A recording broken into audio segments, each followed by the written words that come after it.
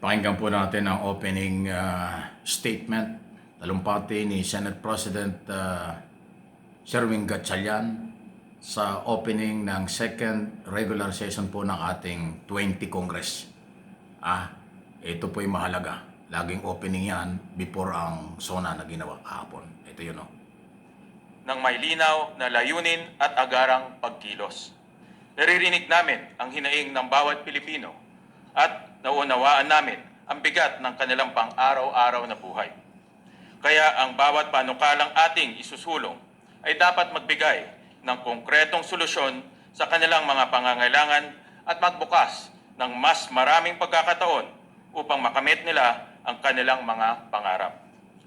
Our work begins with the economy because no vision of national progress can take hold while families struggle to meet their basic needs. The Development Budget Coordination Committee reduced our country's economic growth forecast for 2026 from 5 to 6% to 3.5 to 4.5%. At the lower end of the revised range, annual growth would be the slowest recorded since 2009, excluding the pandemic. These numbers are not abstract. They translate into lower incomes, fewer job opportunities, and heavier burdens for families struggling to get by. This concern is echoed in the projections of the International Monetary Fund and the Asian Development Bank. The IMF reduced its 2026 growth forecast from 4.1% to 3.9%, while the ADB lowered its forecast from 4.4% to 3.8%. The most urgent point of concern, therefore, is getting the Philippine economy back on track. To this end, this Congress will prioritize legislation aimed at invigorating the nation's economy in support of this administration's objective. Furthermore, genuine economic recovery cannot be measured by growth figures alone. It must be felt in the things that really matter: affordable goods and services, secure jobs, and food on the table. The national budget is our most powerful tool for stimulating the economy. It is imperative that the 2027 national budget be passed on time. Its timely passage allows funding to reach critical services and ensures that new projects can begin as scheduled and meet their deadlines.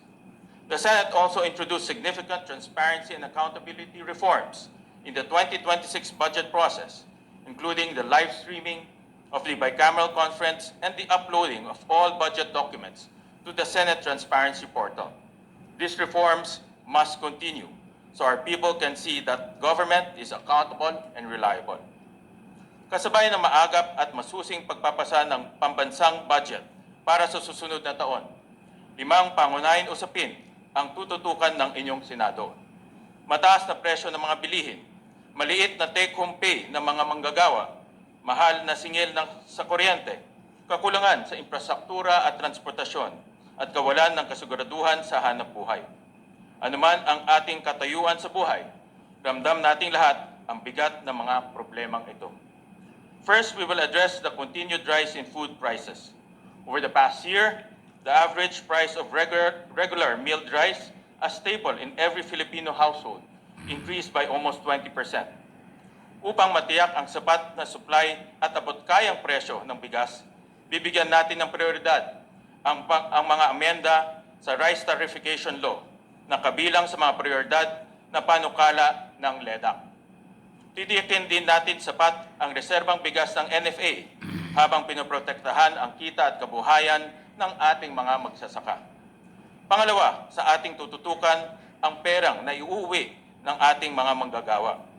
Dito nakasalalay ang kanilang kakayahang mapag-aral ang kanilang mga anak, magbayad ng kuryente at matugunan ang mga pangangailangan ng kanilang pamilya. Dahil sa mataas na inflation, nabawasan ang purchasing power o tunay na halaga ng perang kinikita ng ating mga kababayan.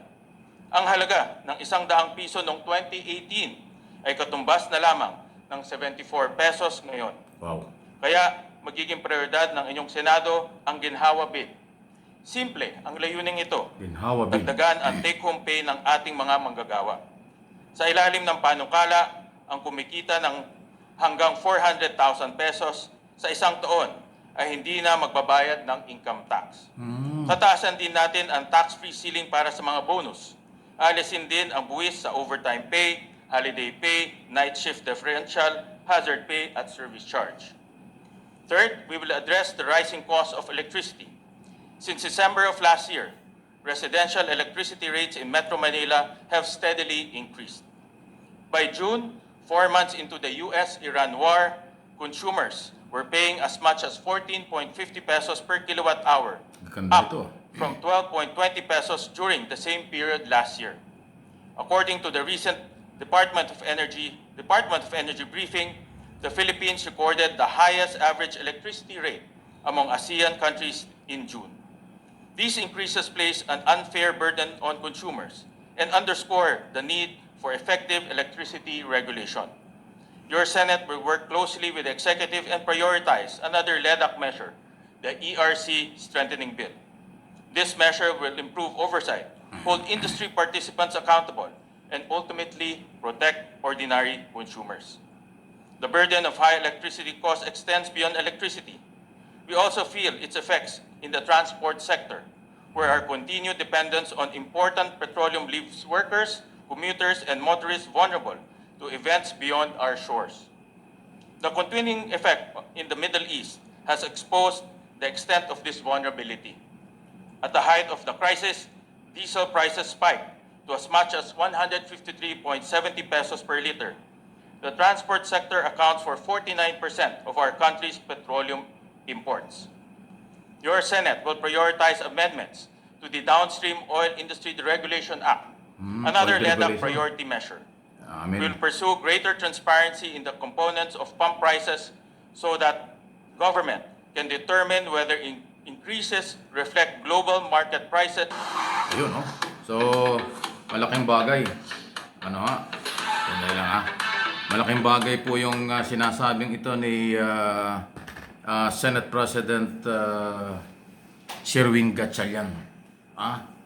Yung palang oil deregulation law, gusto nilang amyendahan. Kasi alam naman natin yung batas na yan ang sila nasusunod kung kailan mag-increase at rollback at kung magkano. Nagiging hanggang pakiusap na lang ang gobyerno. At ang isa pa ron, yung isang proposed bill nila na pagka daw kinikita ng mga manggagawa ay aabot ng 400,000 sa isang taon, eh hindi na ho magbabayad ng buwis. Ang ganda, di ba? So yan ho yung mga plano ng liderato ng Senado ngayong pagbabalik ng second regular session ng 20 Congress. Hopefully magawa yung mga batas na yan. Ganyan yung nagpapatunay lang po, marami silang dapat gawin.